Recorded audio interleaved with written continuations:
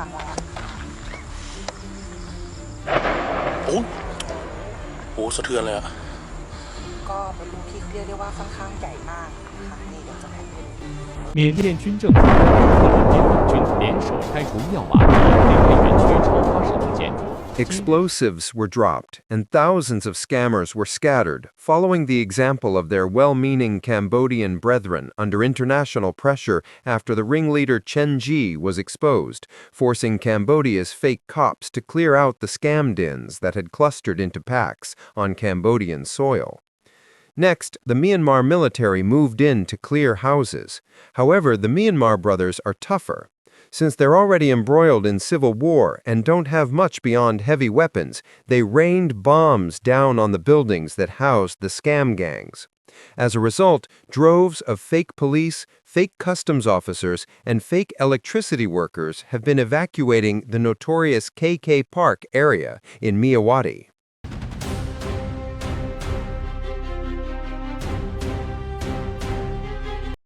On November 9th, the Myanmar military announced it had destroyed nearly 150 buildings during an operation to root out a notorious online scamming hub located close to the Thai border. In October, Myanmar's military said it had carried out a raid on the infamous KK Park scam center in Myawaddy town, KN State.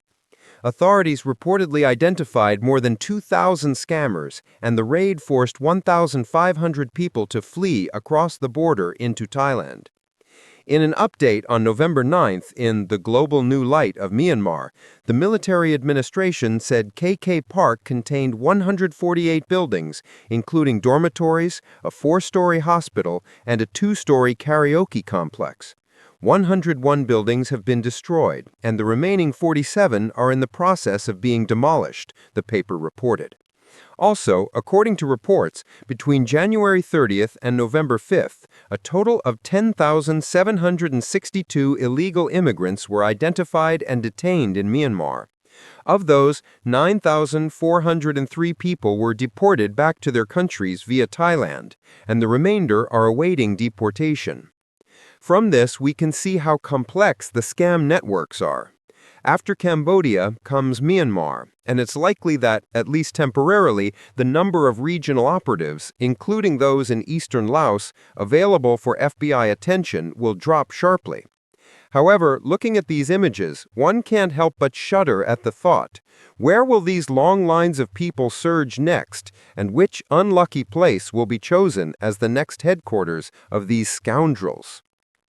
Given the close geography and the large number of people involved in these fraud cases, counting both criminals and victims, might Vietnam be targeted by these groups, as some South Korean media have worried? To answer that, we must first look at what conditions a country must meet to become a safe haven in the eyes of these big-time scammers.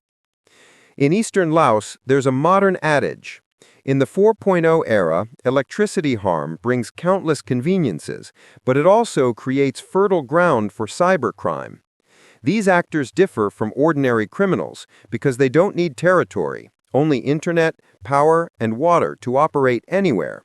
However, those wanting to run large-scale operations must build huge buildings to cram in staff, serving as dormitories, factories, and hideouts all at once. For such large complexes, sometimes consisting of dozens of buildings, to be permitted, exist, and operate for years, scammers need more than just electricity and internet.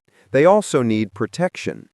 Therefore, countries that are developing, poorly governed, and chaotic are ideal. If the economy is also dominated by ethnic Chinese, even better. Congratulations to these countries. They have caught the eye of the scammers. Just look at Cambodia and Myanmar, the two capitals of Southeast Asian scamming. The Cambodian side's main problem is laziness. They like to sit back and enjoy the benefits, leading the country down the path of the casino industry. Cambodia, the land of sugar palms, is squeezed between Thailand, 70 million people, and Vietnam, 100 million people. Cambodia has around 17 million people, yet it has issued licenses for 181 casinos, dreaming to turn the country into Macau or Las Vegas of Southeast Asia. However, governance is poor, dollars are spent freely, and officials are corrupt. In the end, they hoist themselves on their own petard. Following the casinos are brothels, drug dens, and scam hubs sprouting up across border regions. Local officials are aware, but are bribed and letting these gangs siphon money from citizens as long as they don't scam locals, which is the condition for allowing them to operate in Cambodia. Myanmar, meanwhile, is no less chaotic, arguably worse, fragmented and disorganized. Unfortunately, Myanmar has all the resources to be a dominant power. It sits atop diamond and ruby mines with world-class deposits, as well as copper, tin, oil, and gas. Half the country is forested with top-quality teak, land 3 times the size of eastern Laos, yet only 50 million people. Its long coastline and deep-water ports connect China to the Indian Ocean.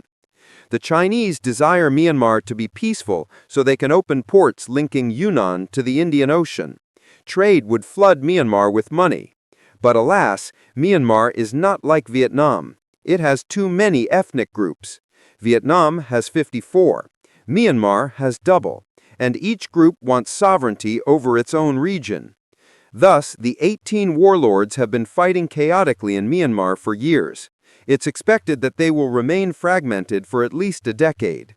The military government is lawless.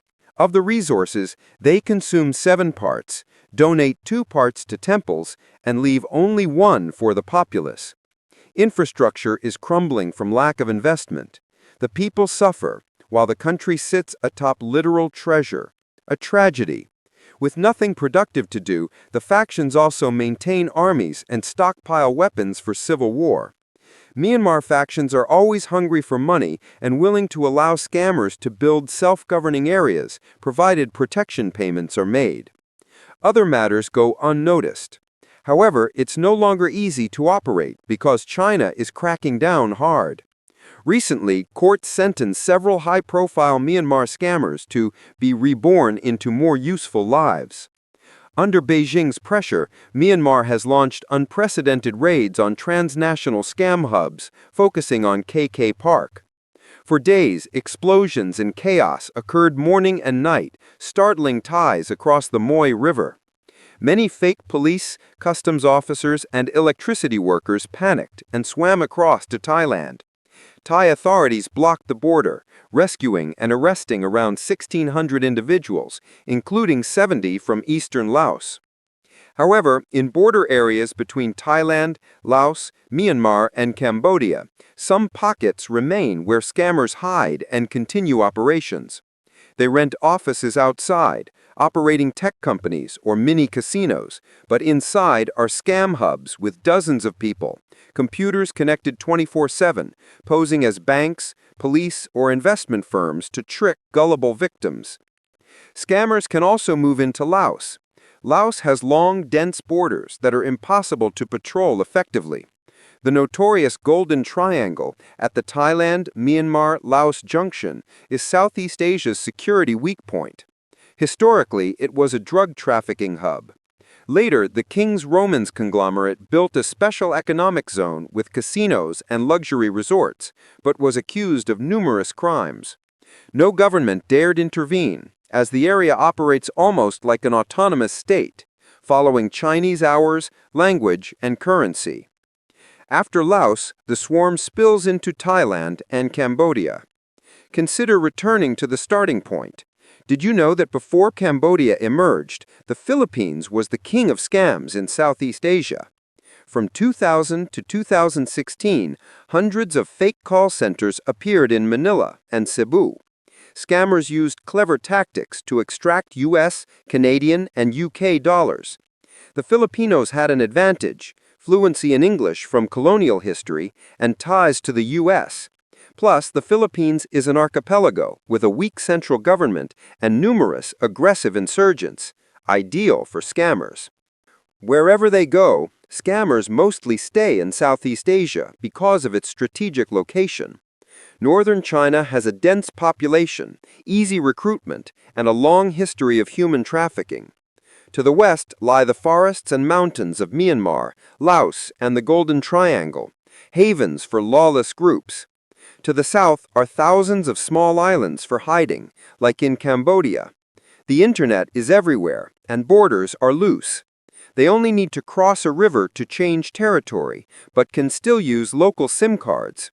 Often, after a raid, the swarm disperses for weeks or months, then returns to Cambodia and Myanmar, which has happened countless times. Before each major operation, officials tip off the scammers. Hey, there's a raid tomorrow, giving them time to escape.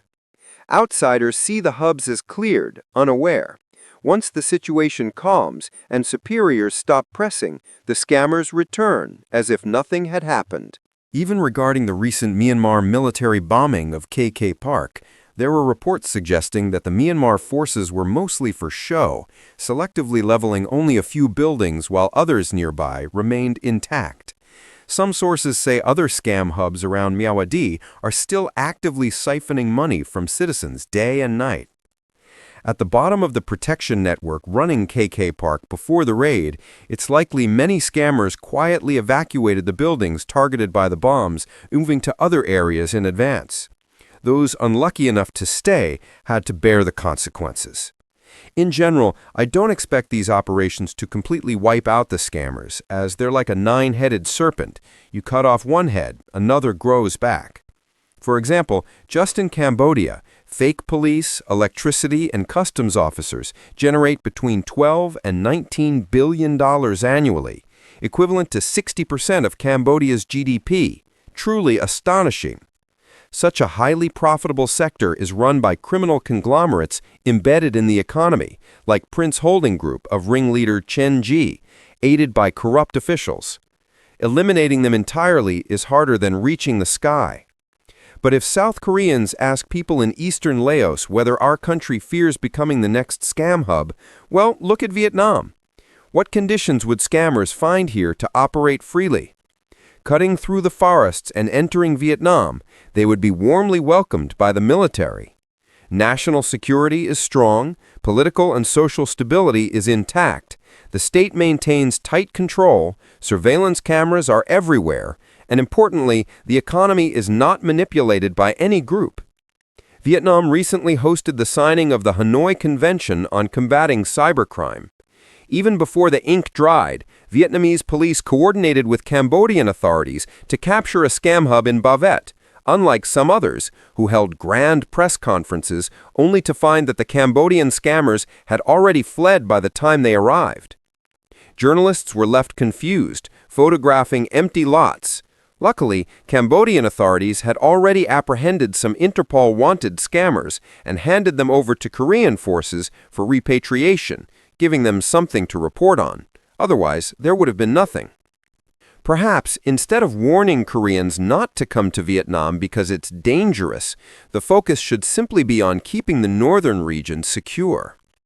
In any case, we can hope that the scammers in eastern Laos have been reduced. Of course, they may return, but only in small numbers, not in the tens of thousands that one country once harbored. Thank you for watching this story. If you found it meaningful, please subscribe, turn on notifications, and share this video. And now it's time to say goodbye. Thank you for staying with Societal Stories.